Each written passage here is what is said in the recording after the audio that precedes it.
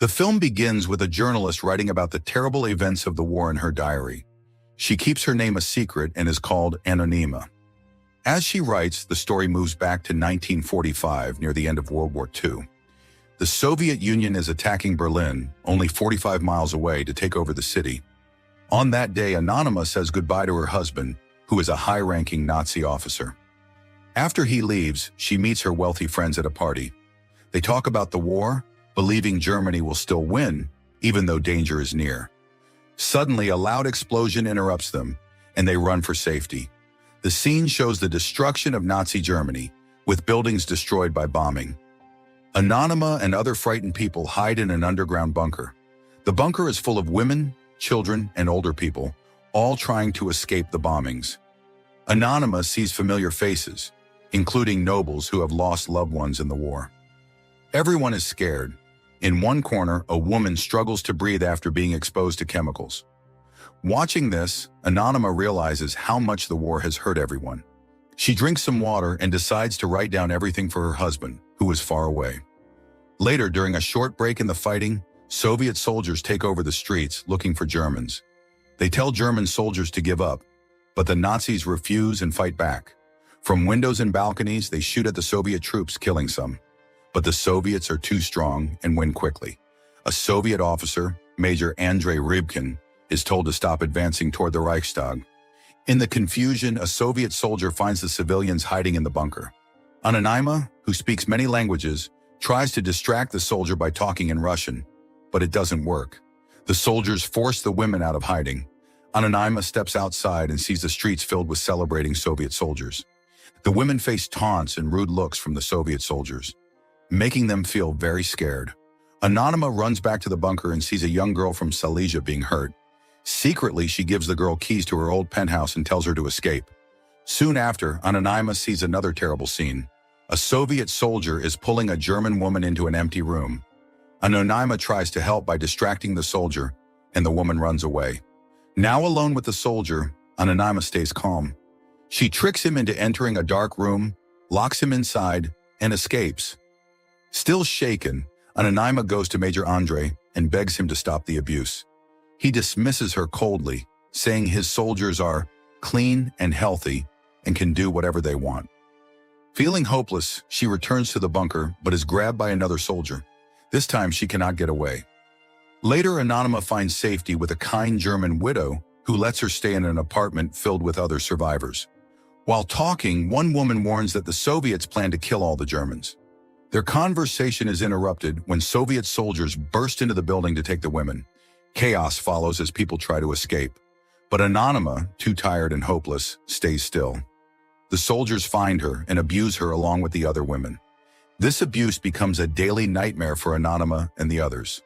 Over time, she becomes numb to the pain, but tries to comfort the other women, telling them they will survive. However, the violence grows worse, and Anonyma reaches her limit. After one especially cruel attack, she and another woman, Barbel, go back to Major Andrei, begging him to stop the soldiers. He refuses, saying the Germans did worse things to the Russians during the war. Despite being rejected, Anonyma doesn't give up. She goes to Lieutenant Anatol for help. He agrees to protect her, but only if she serves him later. Feeling she has no choice, Anonyma agrees, hoping this will stop the abuse from the other soldiers. That evening, Anatol invites Anonyma and some other German civilians to a party with his fellow soldiers in an apartment they took over. As they drink and talk, Anonyma and Anatol have a light conversation, giving her a rare moment of relief. But when the night ends, Anonyma knows she must keep her promise to the lieutenant. After everyone goes to bed, she fulfills her agreement with him. The next day, Anonyma goes back to her apartment and is surprised to see Major Andrei waiting for her. She avoids him, still upset that he ignored her pleas for help earlier. Trying to make up for it, Andrei orders one of his soldiers to bring water and soap for her. When the soldier, Masha, delivers the soap, she angrily throws it at Anonyma's feet and tells her that Berlin now belongs to the Soviets. Later, Andrei speaks to Anonyma privately. Thinking he wants to harm her like the others, she quietly undresses. But when Andrei sees the bruises on her body, he looks shocked and leaves without saying a word. As days pass, the abuse continues. Major Andre feels guilty about the suffering of the German women, but does not have the courage to stop his men. Meanwhile, Anonyma writes in her diary about her experiences. She describes Anatole as a gypsy who comes and goes, offering no safety or stability. One evening, Andre and some of his soldiers bring a rare meal to the widow's apartment. The Germans and Soviets eat together, sharing an uneasy moment of peace in the middle of the war. But this peace is broken when Lieutenant Andropov and his men arrive. Looking for a German thief, they accuse a German of stealing food and believe he is hiding upstairs. Anonyma denies this, but the soldiers continue searching. In truth, a young German soldier is hiding in the penthouse with the Silesian girl Anonyma helped earlier. To scare the civilians, one Soviet soldier begins beating an old man. Angry, Major Andre stops the soldier and beats him in return. His anger grows until he almost kills the soldier. After the situation calms down and the soldiers leave, Andre seeks comfort from Anonyma. He holds her tightly, showing that he has become attached to her. After Andre leaves, Anonyma quietly goes to the penthouse to warn the Silesian girl about the search. To her surprise, she finds a young German soldier hiding there. He has chosen to stay hidden instead of escaping to Siberia with his fellow soldiers. Unsure of what to say, Anonyma stays silent and walks away, deciding to keep his secret safe. In the following days, Major Andre visits the apartment more often. He protects the residents and spends time with them, growing closer to Anonyma. He shares personal details about his life, including his bank account, passport, and family. However, Anonyma continues her secret meetings with Anatole. This troubles her deeply, as she fears that if Andre finds out, it could put her life in danger. Each day becomes a struggle for Anonyma, trying to survive while hiding the truth. One evening, as Anonyma returns from fetching water, she meets her old friend Elka, who has just come back to town. They are overjoyed to see each other. Anonyma brings Elka to meet the other residents of the apartment. The women spend the day sharing stories about their experiences with the Soviet soldiers. In a strange way, they bond over these stories, even joking and laughing about how they've managed to adapt and survive. A few days later, a German artillery general arrives with shocking news. Adolf Hitler has committed suicide, and Germany has lost the war.